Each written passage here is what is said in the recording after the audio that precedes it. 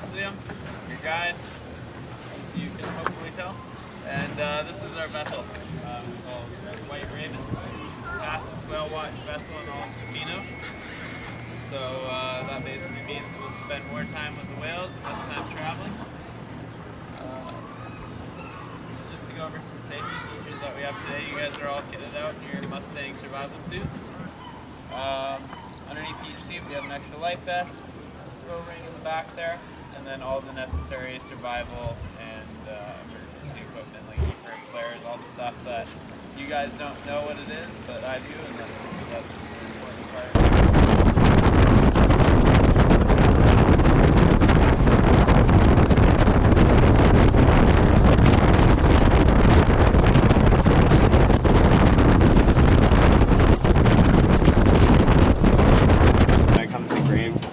Are actually identified by the patterns on their backs. And also when they're down in Mexico, they'll get a lot of crustacean growth on them, tropical crustaceans.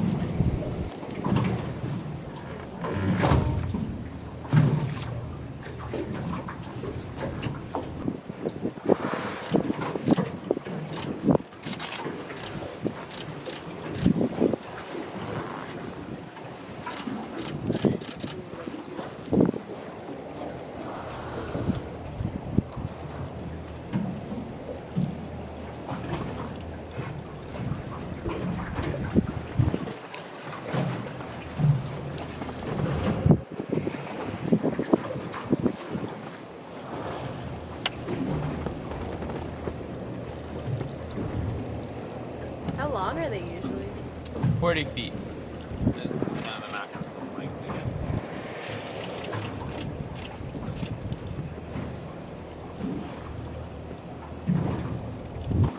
get. About 40 tons is the weight. Same as a humpback actually.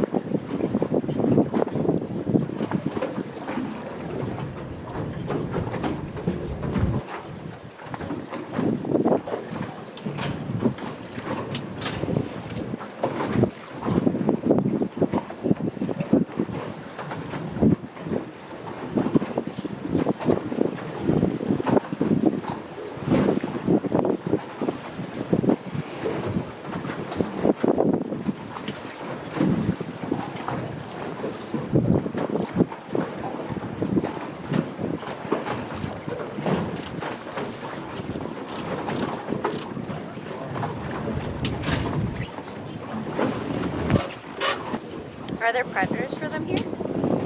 Predators? Yeah. Yeah, they'll so they have to deal with killer whales.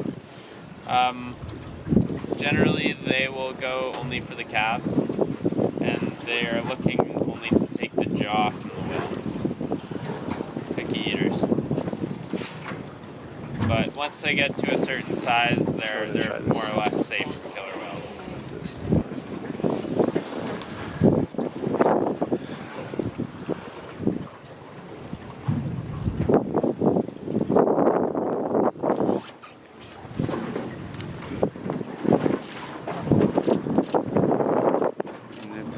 Lee.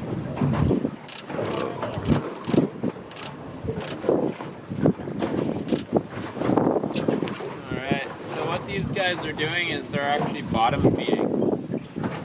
So right around here we have a whole bunch of pinnacles, which are kind of just like protrusions guys will do is they'll actually go down and using their tongue, they'll scoop sand off these mounds, and they'll then sift the sand through what's called their baleen. And that's a brush-like filter they have instead of teeth. And they'll basically just sift the sand out. And what they're hoping to have in the sand is ghost crab larvae. Very similar to fish eggs, or it looks very similar. And it's roughly the same size as your average salmon egg. And they're looking to eat about 1 ton of those per day. These whales are roughly 40 tons when fully grown and about 40 feet long.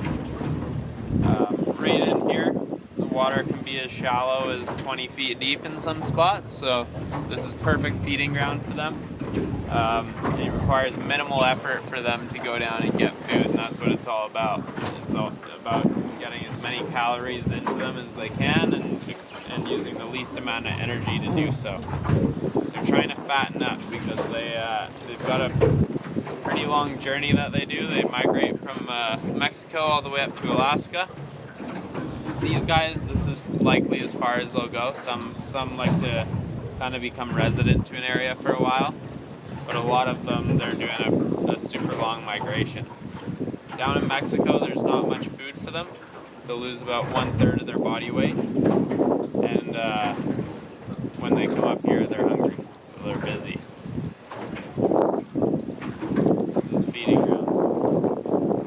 Clackwat Sound and many other sounds up Vancouver Island's coast are perfect feeding ground for these whales because we have a continental shelf that stretches about 50 miles offshore, and it's pretty shallow all the way out there.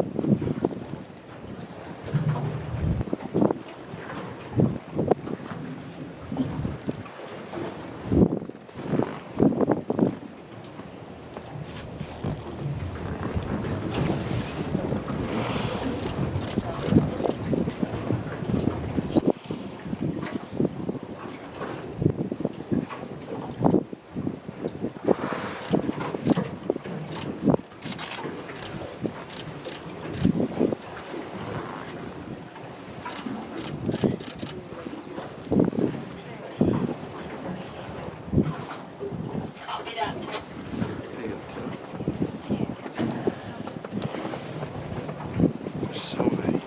So many.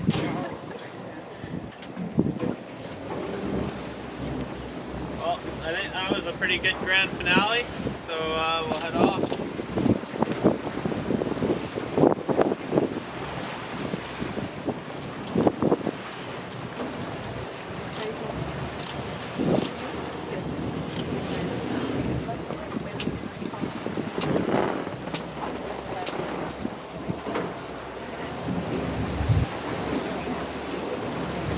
Gets up there.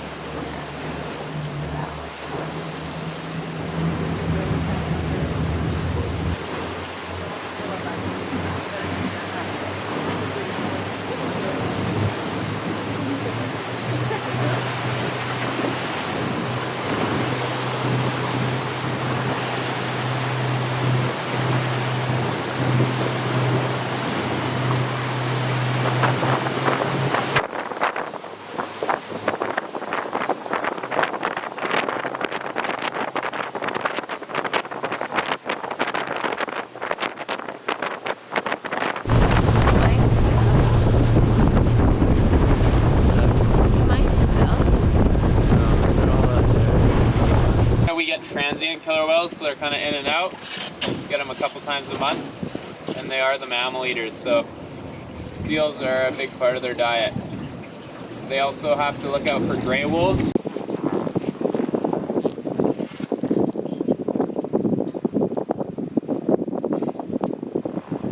Like the one with the smoky face at the top.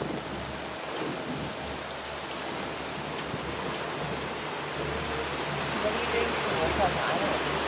I work remotely, but my company is based out of Victoria, so I'm Okay. living in Victoria right now. Oh, nice. Yeah, That's so pretty good. How do you like it? I really enjoy it, although I do kind of miss. They hold on to that rock for their whole life. Oh, get out. They're so cute.